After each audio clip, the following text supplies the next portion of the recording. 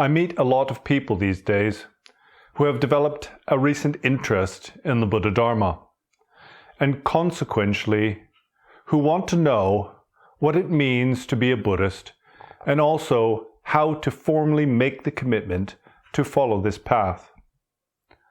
Well, in general, there are two conditions that need to be met for anyone who wants to become a Buddhist. First, they need to take refuge in the three jewels, those being the Buddha, the Dharma, and the Sangha. Now, I have mentioned what these three are in previous videos, and I will provide some further detail in a moment. But first, I need to explain a little bit about what exactly is meant by going for refuge. I mean, as a bare minimum, one must at least have a basic belief in reincarnation, and also in the infallible power of causality, or karma as it is commonly known. To put it in simple terms, to seek refuge means to seek protection. But this does not mean seeking protection from ordinary worldly challenges, such as seeking protection from tyrants or from illness. Rather, here, to seek protection means seeking protection from perpetual rebirth in the 6 realms of samsara.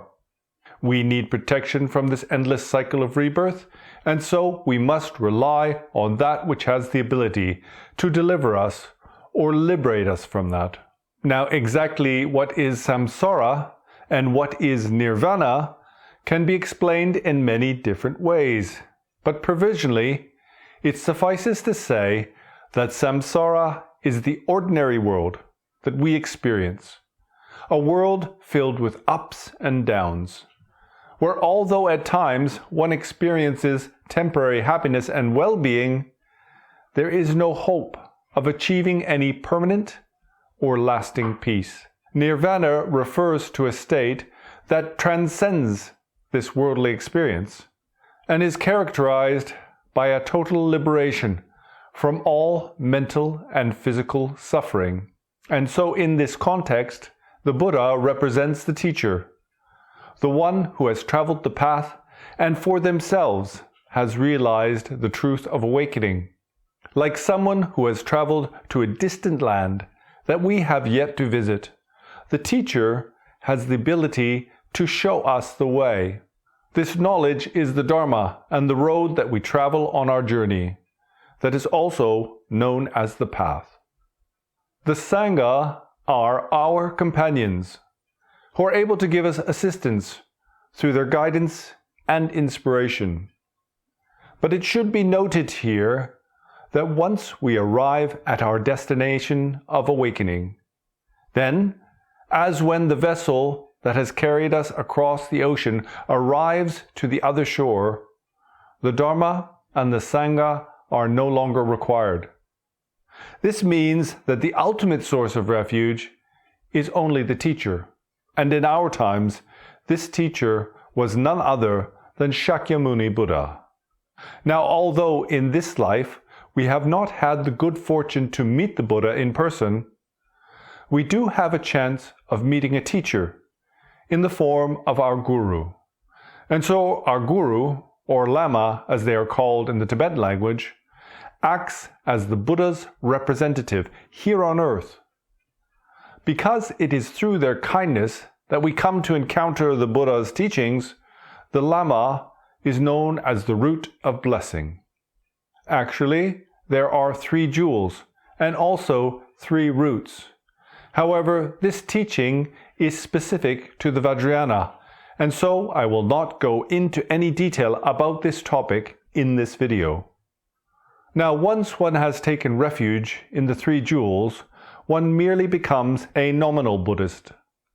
That is, a Buddhist in name only. And also, in order to be included in the ranks of authentic followers of the teachings, on top of taking refuge, one must also uphold the Buddhist view. And you might very well ask, well, what on earth is the Buddhist view? Well, what signifies that view is something called the four seals of the authentic Dharma. Or you could say the four pillars that uphold the Dharma. Here the word seal does not refer to the well-known and playful marine mammal, but rather the seal that a king or dignitary would use to authenticate or ratify a document, what we call a seal of approval. These are four fundamental philosophical tenets that every good Buddhist who wishes to be considered a follower of the Buddha's teachings needs to uphold, or at very least needs to understand and accept, regardless of their particular lineage or vehicle. At this point, it needs to be mentioned that historically there were certain sects of Buddhist monastics who were Buddhists in name only. And this was the case for the Vasiputriyas, for example, who, although they took refuge in the Three Jewels, they did not accept these four fundamental tenets in their entirety. So exactly what are these four tenets, you might ask? Well, the first is the belief that all composite phenomena are impermanent. And you may be wondering, what exactly is a composite phenomena? Well, that is anything that depends upon the coming together of other causes and conditions for its existence and survival. So basically, this includes nearly everything that you can imagine. Anything that is an agglomeration of smaller component parts, like subatomic particles, for instance, whether or not these possess mass. In fact, as it is taught in the scriptures on Buddhist science, called the Abhidharma, there are only three non-composite phenomena. But this is a rather complicated topic, and not one that I shall go into here in any detail. Now, this first principle shouldn't be terribly difficult for most people to understand or accept. I mean, we all know that we are going to die one day, even if we don't always act like it. What should become apparent is that these four fundamental principles become increasingly more difficult to comprehend, and therefore increasingly difficult to uphold. The second tenet is the belief that everything fallible is suffering. And here, fallibility refers to any phenomena that is related to from the perspective of one's own negative emotions, called the kleshas in Sanskrit. The term klesha literally means affliction. And so, for example, if I relate to some phenomena in the context of anger or aversion, then for me that object becomes a source of suffering. Here, it will be helpful to point out exactly what is meant by suffering in the context of the Buddha's teachings. In fact, there are taught to be three kinds of suffering. The first being the suffering of suffering. Now, when the Buddha famously taught, first one needs to understand suffering, he wasn't really referring to this type of suffering. Because basically, every living being understands the suffering of suffering. Even the smallest worm experiences pain and tries to avoid it. So we don't really need to do a lot of soul searching to understand what is being referred to here when we talk about the suffering of suffering. When the Buddha taught, first one needs to understand suffering, then principally he was referring to the second kind of suffering, called the suffering of change. In terms of fallibility, for example, it is easy for us to understand that if we don't like someone, this can cause us to suffer. That notwithstanding, where we go wrong is that we tend to blame the other for our suffering, as if they were by nature a source of suffering. But if a single individual was inherently a source of suffering, then logically they should be a source of suffering for everyone. The fact of the matter is that although we may hate that individual, it is almost certain that there are others who love them. For example, their own mother. So anyway, we can see that if we hate someone, this will cause us to suffer. However, what is more difficult for us to understand is how something we like or see to be good can also be a source of suffering. Or maybe it's better to say we don't understand how our liking something can be a source of suffering. Well, if I use an extreme example, it's easy to see that someone who is addicted to fentanyl, even though they may derive some intense, albeit short-lived pleasure from partaking in their addiction, in the long run, their desire will cause them to experience a disproportionate and greater amount of suffering in return. And although the resultant suffering may be less obvious, the fact of the matter is, anything that we cling to becomes a source of our future discomfort and unhappiness. For example, when we buy a bouquet of fresh-cut flowers. Whereas initially, these flowers may stimulate us with their beautiful form, color, and aroma, because of the nature of impermanence, rather than continuing to be a source of pleasure, they will quickly become a nuisance and something to be discarded. Likewise, even though we are attracted to the skin and supple form of our lover's body, if they were to die, their corpse would immediately become a source of revulsion and something to be burnt or buried in the ground. And so the Buddha taught, everything pleasurable eventually transforms into suffering. And this is the second type of suffering, called the suffering of change. The third type of suffering is the all-pervasive suffering of the composite. That's a real mouthful, isn't it? But it's difficult enough even to understand what these words are referring to, let alone to realize the truth of it.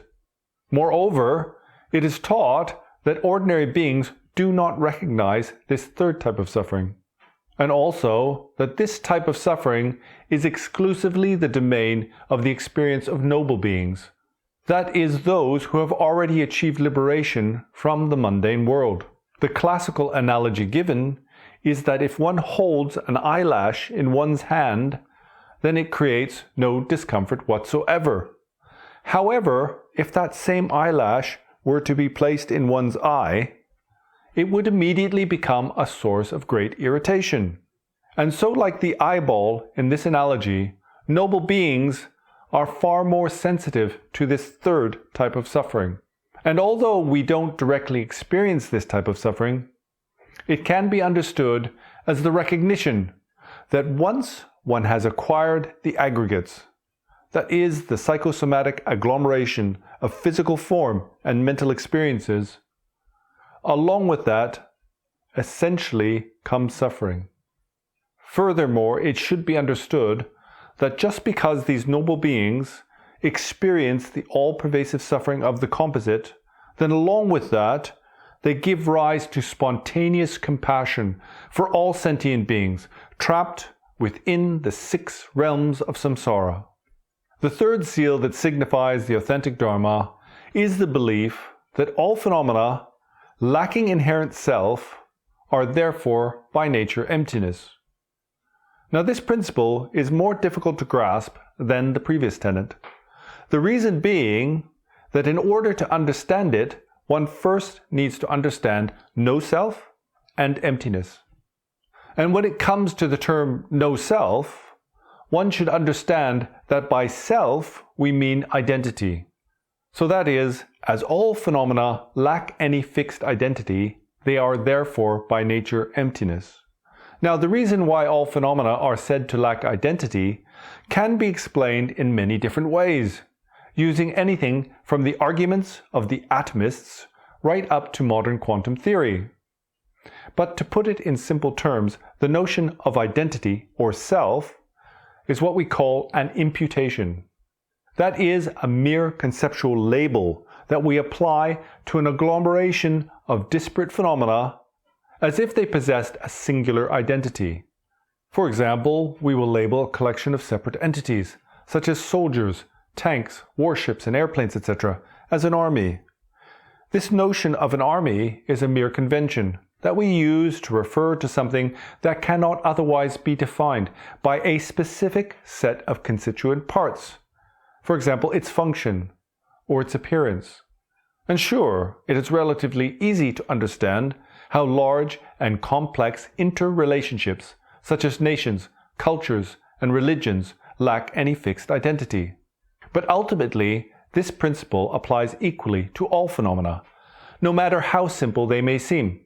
For example, a single hydrogen ion. Now, if one were trying to be a bit clever here, one might cite the case of the theory of the single electron universe. But as many will be aware, in accordance with modern quantum theory, even if there were such a universe, the single electron in that universe would have to exist in a state of superposition. It's kind of like having a multiple personality disorder, where it is simultaneously a right spinning electron, a left spinning electron, and both a right and a left spinning electron at the same time. The fourth and most difficult point of these 4 points, called the 4 seals that signify the authentic Dharma, is simply the belief that transcendence is peace. And so at this point, you might be inclined to wonder what exactly is so difficult about accepting the truth of transcendence. Well, this is because transcendence is not something we have ever experienced. And so logically, any belief in such a thing is essentially a belief based in blind faith. And not only that, even if we accept the first of the 4 Noble Truths, that is, the truth of suffering, that teaches as long as you are born in the mundane world, you're going to have to suffer, then what's to say there is even such a thing as transcendence? I mean, maybe it's just a fact of life, that as long as you are alive, you're going to have to experience some amount of discomfort. In my experience, rebirth, amongst all of the Buddha's teachings, is one of the most difficult principles for any Westerner to accept. This notion that since beginningless time, one has passed unceasingly from one life to the next, and furthermore, that there is no way for one to escape this endless cycle of existence until one achieves liberation, is a proposition that many feel they are expected to accept without being given any empirical evidence in support of it. But I am not here to convince you of my beliefs, or to tell you how to think. My intention in making this video is that by clarifying for you what it means to be a Buddhist, you may in some way be able to make an informed decision about your own future spiritual journey. And so, to recap, there are 2 conditions that need to be fulfilled for anyone who wishes to be included amongst the ranks of the Buddha's followers. First, one needs to take refuge in the 3 jewels. But in order to take refuge in these 3, one needs to know what they are. And in order to know what they are, first one needs to understand the qualities that make them special and distinct from other worldly sources of refuge, for instance, bodyguards and life coaches, etc. And to do that, then basically, one needs to study. One needs to study the sutras and the commentaries that elucidate the particular characteristics of the 3 jewels. For example, one could study the highest continuum, the text transmitted by the Pandita Asanga in the 3rd or 4th century of the Common Era. And on top of taking refuge in the Buddha, the Dharma, and the Sangha, one also needs to uphold the view that is expressed in these 4 tenets, called the 4 seals that signify the authentic Dharma. And so likewise, one will need to study various texts that teach the topics of phenomenology, psychology, no self and emptiness, and so forth. Of the 3 baskets, much of this is covered within the Abhidharma, or the teachings on Buddhist science.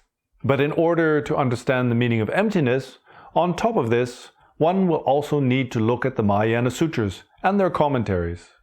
Now, I don't wish to discourage you, or make it sound as if it's impossible to become an authentic follower of the Buddha. It certainly is difficult, but by no means impossible. I mean, it's difficult to take authentic refuge in the 3 jewels. It's difficult to even understand what these 3 things represent. But don't become discouraged, because the fact of the matter is, nearly all Buddhists are essentially Buddhists in name only. And this is certainly the case for the people from the small villages high in the Himalayan mountains, because for them, Buddha is basically a god. Much in the way that Indra and Brahma are gods for Hindu practitioners. And because of their cultural upbringing, likewise, these simple villagers relate to the Yidams and Dharma protectors much in the same way that Hindu practitioners will relate to their own vast pantheon of deities.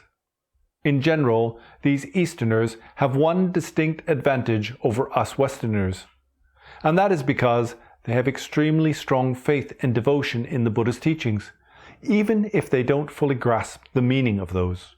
Well, I haven't got much more to say on this topic.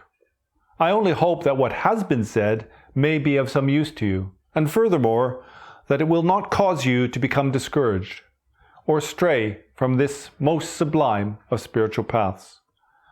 So good luck with your meditation. And until next time, see you later.